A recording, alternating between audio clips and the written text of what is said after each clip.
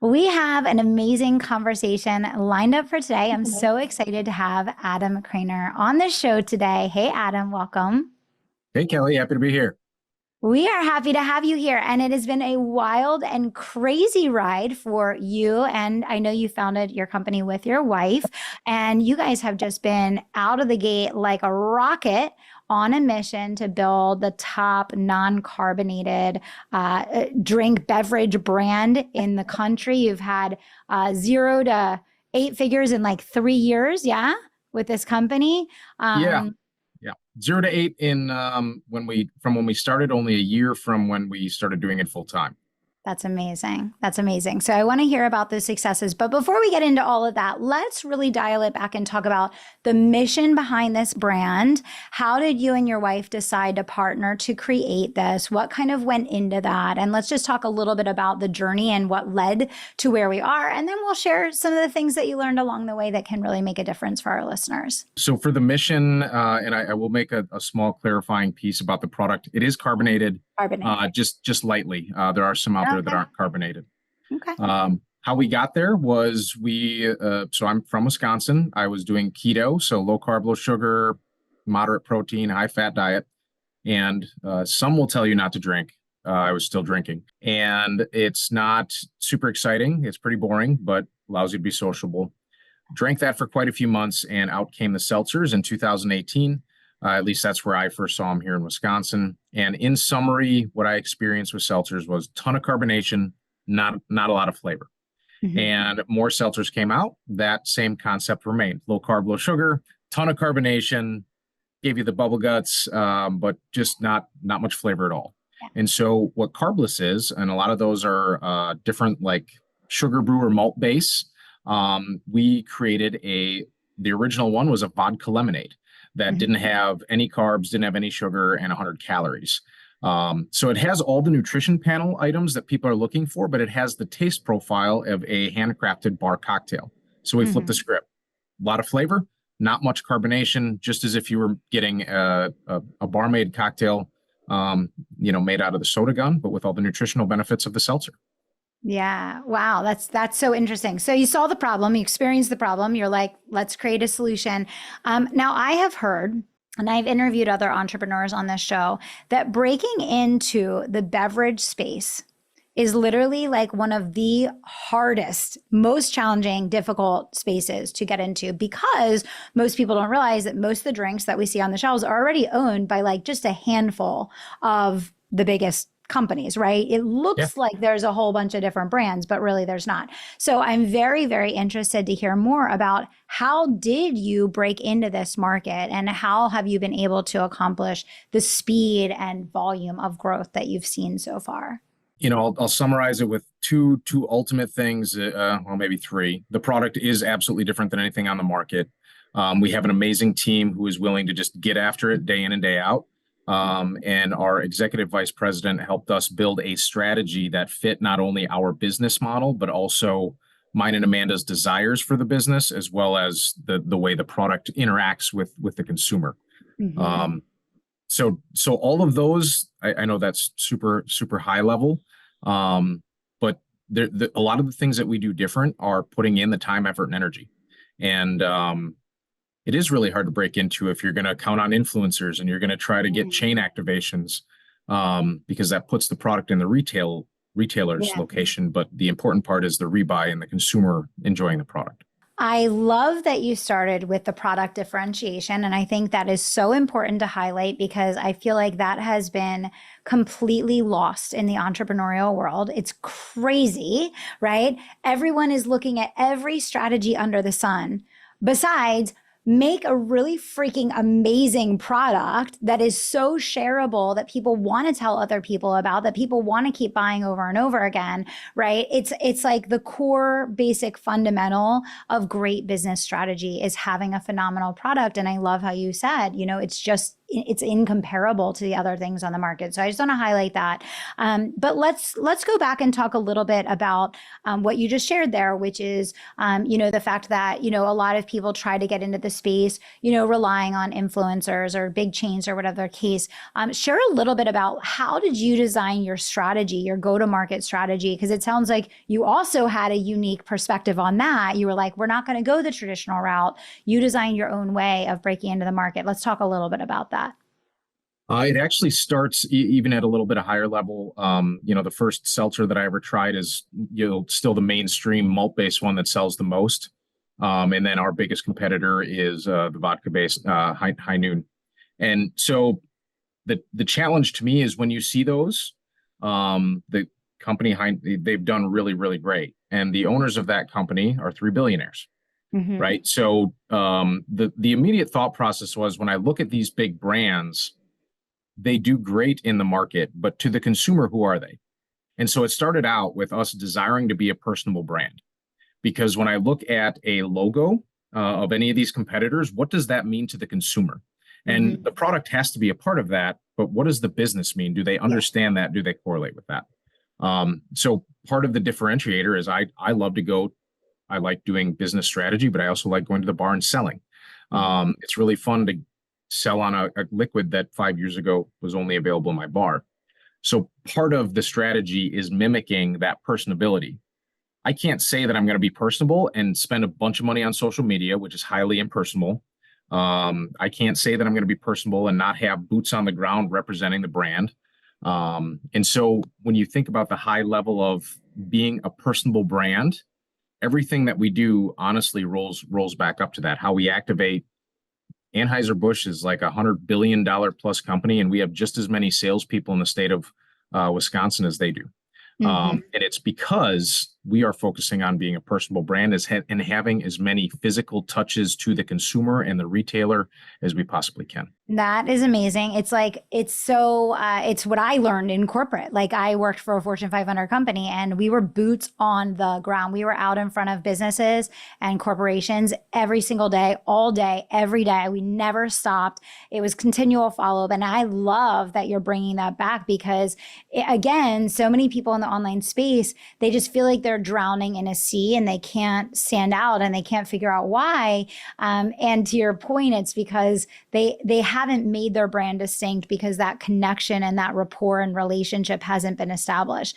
Now, talk to me a little bit about the approach to the boots on the ground. So you said already that you yourself are doing this, but also obviously you have a massive sales team that's going out and doing this. Was your approach that you're going to, go by territory and actually get out to every bar? Like, talk to me a little bit about, like, how did you design that go to market? What did that look like? When you say you, I will just caveat that this is a lot of the learning that's come from our EVP and having the expertise in the elk bev world in combination with what we desired. But it started with wanting to replicate me at first. Like, hey, if I'm going to come into the business full time, which is 2021, I can't, if I'm out selling every day, like, that's not what a CEO should be doing. So we put somebody in the market, and that person immediately impacted the market, like saw it happen very quick. So then we backtracked a bit, my manufacturing days, realized how important process is, and having a repeatable process, but giving a person enough autonomy to operate within that. And so that's where we brought in the guy that's now our EVP. And what we saw was every time we put a person in the market, like it literally would increase on the sales side. So now as we grow, it's usually somebody doing a bunch of the work to the point where it becomes another job before we bring that piece on. Yes.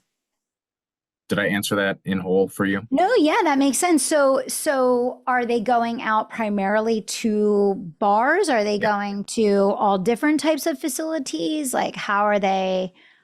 Good question. Yeah. So we call it on premise or off premise. It's where you consume the product. And we have their job says it right in their job description. They're in accounts 90% of the time. So part of the year, it'll be bars and restaurants. Part of the year, it'll be focusing on getting bigger, badder displays, the stopping power when you walk into retail, selling in more SKUs. So it's the boots on the ground doesn't matter what kind of account that exists, they're in all of them. And they're there to help our distributor sell more carbless. Yeah, no, I love that. And are they typically walking in? And I'm asking all of these questions, and I'll tell you why I'm asking all of these questions. There's a lot of people that have been building businesses in the online space that have a dream and have a desire of ultimately being able to transition offline.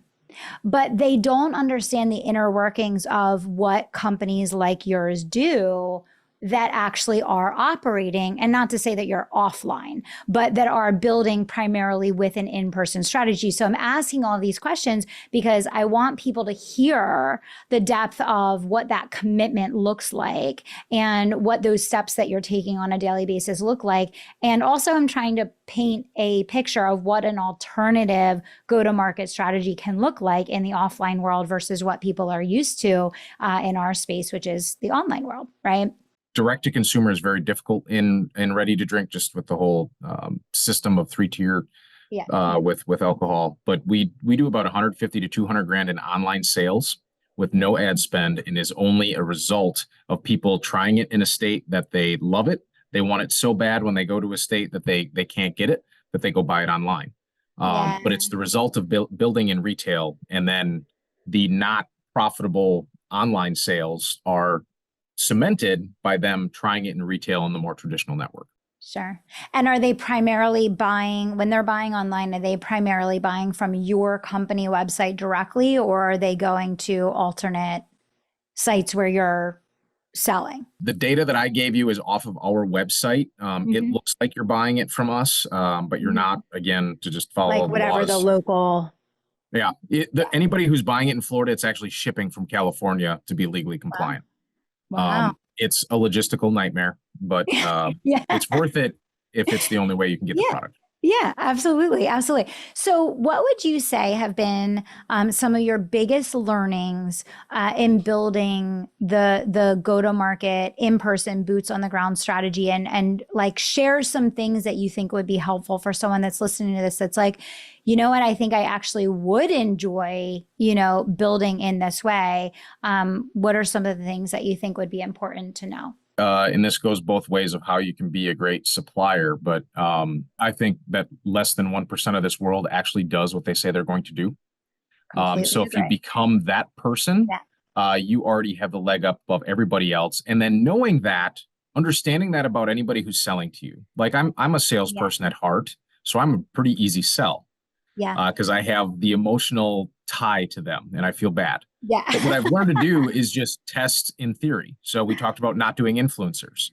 Adam, I'm going to do a post and I'm going to get you so much sales. Okay, well, how about I don't pay you and I will give you 20% of the revenue of whoever buys from your link. Oh, well, I can't guarantee that, but you should give me $5 grand. No, anything we do in contracts if we can figure out a way to make it's eye for an eye, tooth for a tooth, call it, right? Yeah. If you think you're going to make me more money, I'll pay you when you can prove it. Yes. And the funny thing is 99% of the people who you put that against, they give you 10 minutes as to why they can't. And I know they're not our partner. Our PR person, who's amazing, was the first person to ever say, I'll put my money where my mouth is. And I'll reimburse you if I am not able to deliver on what I say I'm going to do. Yeah. And she's been with us for now almost 2 years because she was the first person to do it and she delivered. Yeah. No, I mean, it's such a great both sides, right? And I say this all the time and I totally agree with you. The extra mile it's a barren wasteland. Like people say there's less competition. I'm like, no.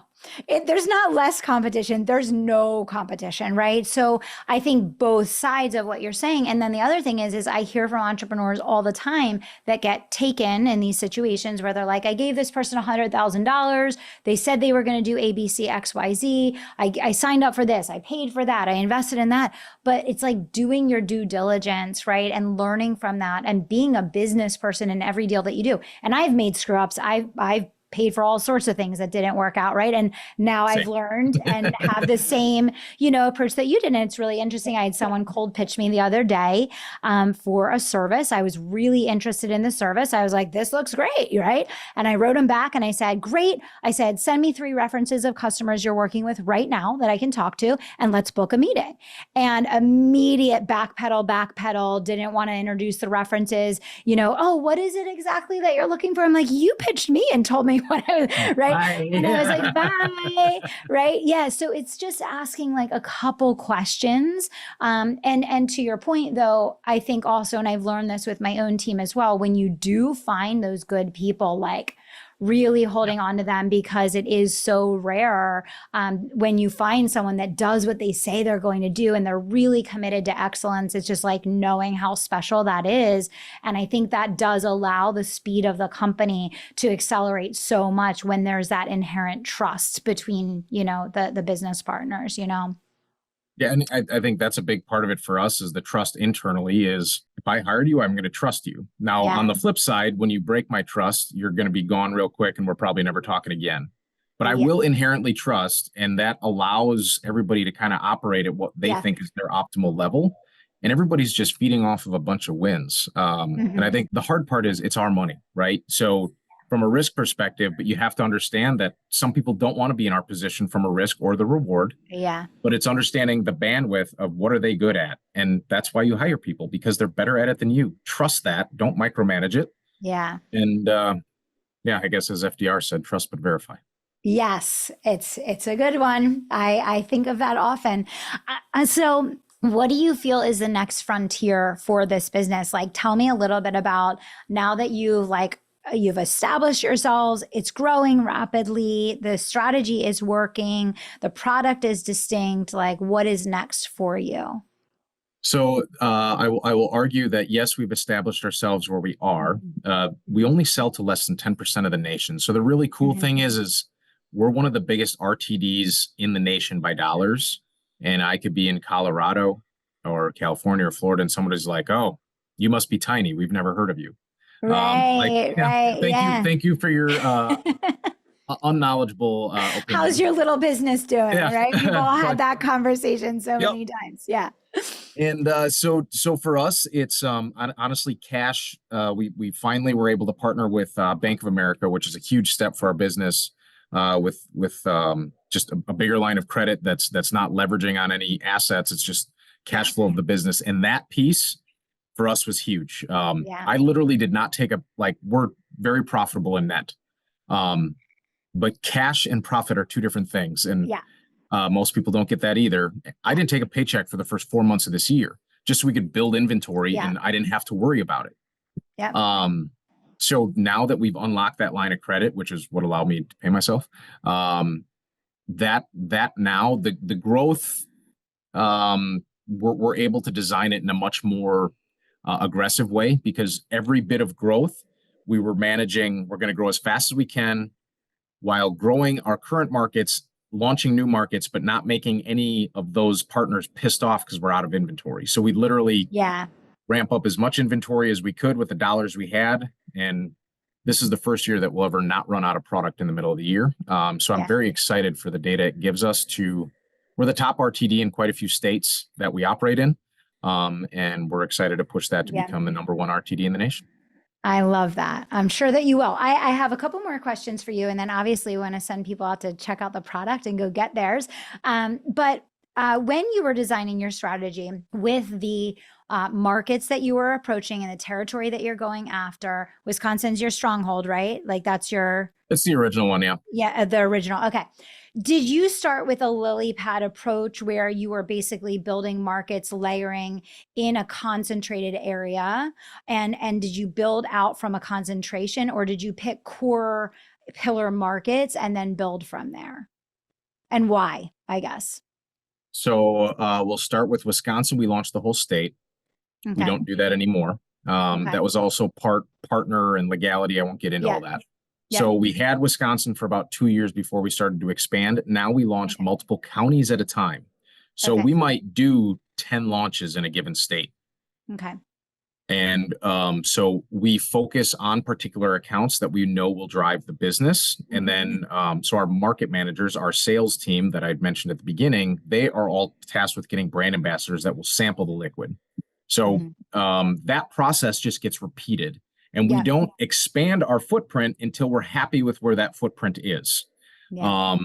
And then when we're happy, then we expand, and we just call that narrow and deep rather than, wide and shallow. And that helps it to be repeatable. And we're patient. Gary Vaynerchuk said, patiently aggressive. We will, basketball term, go hard in the paint. But I'll sit in the paint all day long until we're comfortable to go to the next basket. And most people as entrepreneurs are not that patient. Most people have been national 3 years ago when they were in our shoes. We haven't changed our strategy because it freaking works. It ain't broke, don't fix it. And the ego tends to get in the way. And I've got a lot of great people around me keeping the ego in check. Yeah, no, I love that. And I think that's super smart. It's why I was asking the question. It definitely helps to have a concentration, build a stronghold, build something you can repeat that's stable, so that as you're expanding in a new market, the market that you just came from doesn't collapse. Now you have another market, but there's nothing happening. Okay, these are great. So what would be maybe your top 2 pieces of advice for people that are listening to this show today, just from lessons learned or obstacles that you've had to overcome that you think are really meaningful things for people to take away from today's episode? Number 1 is think about taking action prior to doing research. And the reason I say that is I had a business plan that we literally right now do everything the total opposite of. First time I pitched a bank, we do everything the opposite. But we started and we figured it out, and we continue to figure it out every day. And I think so many people get caught up in all the data. And that's why if I had all the information I do now, but only had the knowledge I did then, I wouldn't have done it. There's no freaking way. And I think the second piece of advice that, especially as an entrepreneur, to get anything started, or you desire to get something started, if you want to start anything, start evaluating opportunity instead of risk. And I think that is a mindset that most people struggle with. Yes, those are so, so powerful. Thank you so much. So where do you want everyone to go, Adam, right now, to follow up, to purchase, to follow along, to be a part of what you're doing? So to buy product, you can go to drinkcarbless.com. I think there's 36 states that allow us to ship to you. It does take a few weeks. That's on drinkcarbless.com, buy now product, and it'll tell you no if we can't send it to your state. And then if you want to follow along on my journey, my LinkedIn posts there almost every day. And then Instagram is The Real Adam Kroener, Kroener. And both of those try to mix a little business, little family, because quite frankly, that's what it's all about. Try to be as real as hell on every platform so you can understand what it's like. Yeah, that's awesome. Well, we'll put all of those links in the show notes. Thank you so much, Adam, for sharing your journey, and good luck. I can't wait to watch you guys continue to multiply and duplicate and rise. And thank you so much to everyone for listening to the show today. If you know that this episode would be helpful for someone that you're connected with, hit the share button and share it out with someone that can make a difference for today. Thanks for tuning in, and we'll see you on the next episode.